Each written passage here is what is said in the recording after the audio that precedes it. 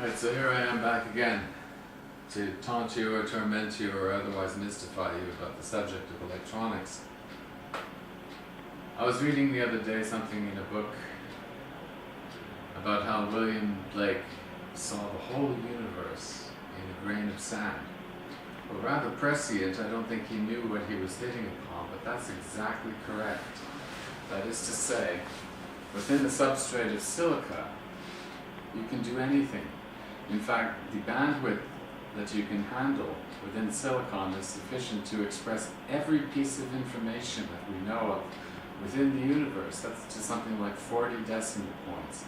And it has that bandwidth. It has more than we need. That's why silicon is such a useful material to exploit semiconductors with. But what about other materials?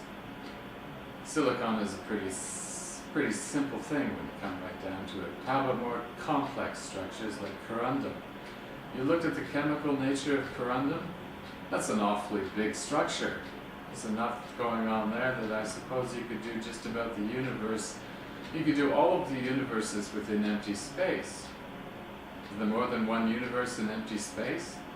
But you got to figure there are. That in fact, the universe that we describe, well, the definition just keeps getting larger and larger. We have to go beyond the Big Bang to that particular explosion and say, well, maybe that's just one event within a whole series of events, and all kinds of different universes are possible.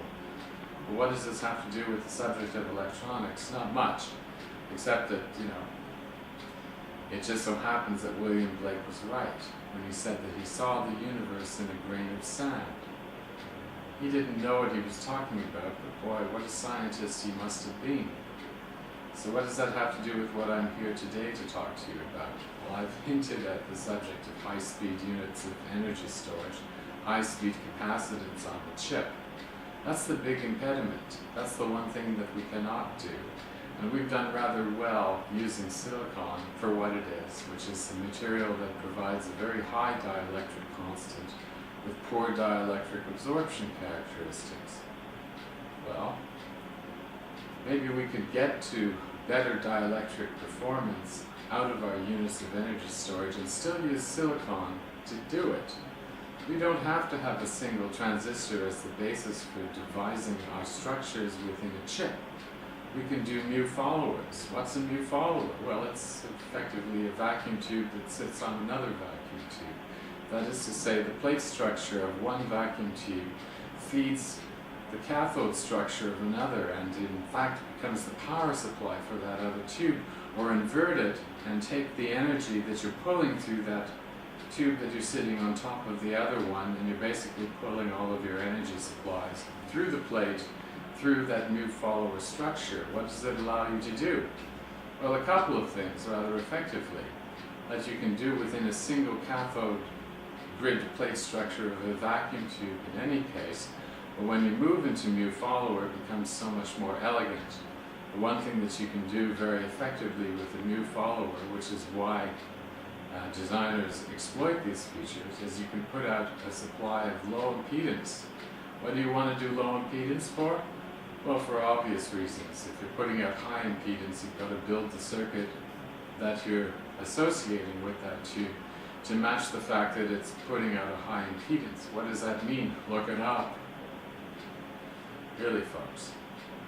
But my point here is that you can do high-speed units of capacitance. That is something that gives you good dielectric absorption performance with other materials that have good dielectric capabilities. Well, do they really? Well, I'm not so sure that they really do, and that's why the things are so big and fat. Those capacitors that we use in medical circuits that are the size of a room. Well, they're the size of a room because the energy storage units are so large. They don't have to be. You can do everything that we do in those tiny compact structures, the little silicon-based capacitors, mica capacitors, whatever you want. You can do all of that with a different material. You can do it with plastics. And I've told you how to do it in plastics, well, not you in particular. But I think at this point I've made it clear. That's the way to go. Now, I could do these all in a patent, but I'm lazy. And in any case, I really don't see the point. Get with the game.